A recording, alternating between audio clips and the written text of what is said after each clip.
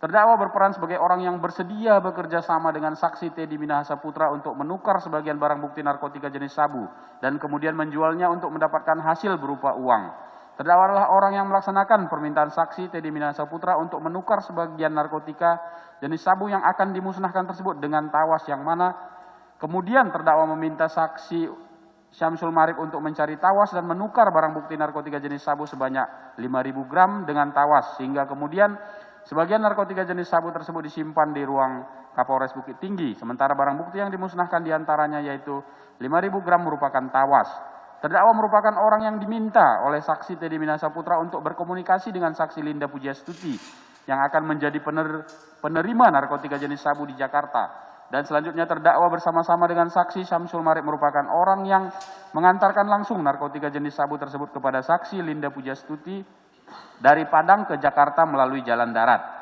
Selanjutnya terdakwa adalah orang yang meminta saksi Syamsul Marif untuk menemui saksi Linda Pujastuti dan berpura-pura sebagai dirinya, sehingga kemudian saksi Syamsul Marif mengantarkan narkotika jenis sabu tersebut kepada saksi Linda Pujastuti untuk dijual melalui saksi Kasranto, dan atas penjualan tersebut terdakwa menerima uang hasil penjualan dari Linda Pujastuti melalui Syamsul Marif sebesar 300 juta rupiah yang kemudian oleh terdakwa uang tersebut diubah ke mata uang asing dolar Singapura, dan selanjutnya terdakwa menyerahkan uang tersebut kepada saksi Teddy Minahasa Putra. Selanjutnya terdakwa adalah orang yang kembali menyerahkan narkotika jenis sabu sebanyak kurang lebih 2.000 gram kepada saksi Linda Pujastuti melalui saksi Syamsul Marif untuk dijual kembali, juga menyimpan sisanya sebanyak kurang lebih 2.000 gram di rumah terdakwa.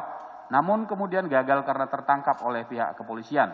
Sehingga berdasarkan uraian kami di atas, perbuatan terdakwa sebagaimana kami uraikan dalam surat tuntutan, yaitu pasal 114 ayat 2 Undang-Undang Republik Indonesia nomor 35 tahun 2009 tentang narkotika, junto pasal 55 ayat 1 ke 1 KUHP telah terpenuhi sebagaimana fakta-fakta di dalam persidangan. Majelis Hakim yang mulia, saudara penasihat hukum dan terdakwa yang kami hormati, setelah memperhatikan uraian kami tersebut di atas, maka kami berkesimpulan menolak dalil-dalil yang dikemukakan oleh penasihat hukum terdakwa Dodi Prawira Negara.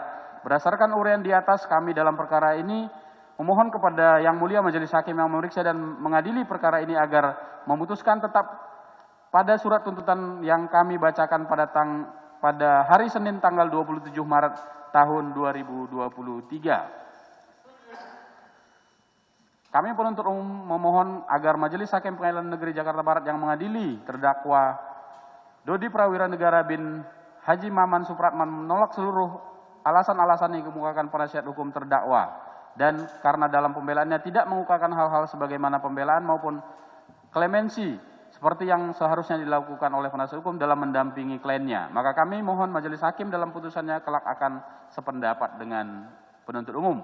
Demikian tanggapan atas pembelaan penasihat hukum terdakwa Dodi Prawira Negara bin Haji Maman Supratman ini kami sampaikan dan diserahkan kepada Majelis Hakim dan terdakwa melalui penasihat hukum dalam sidang hari ini Rabu 12 April 2023. Penuntut umum ditandatangani.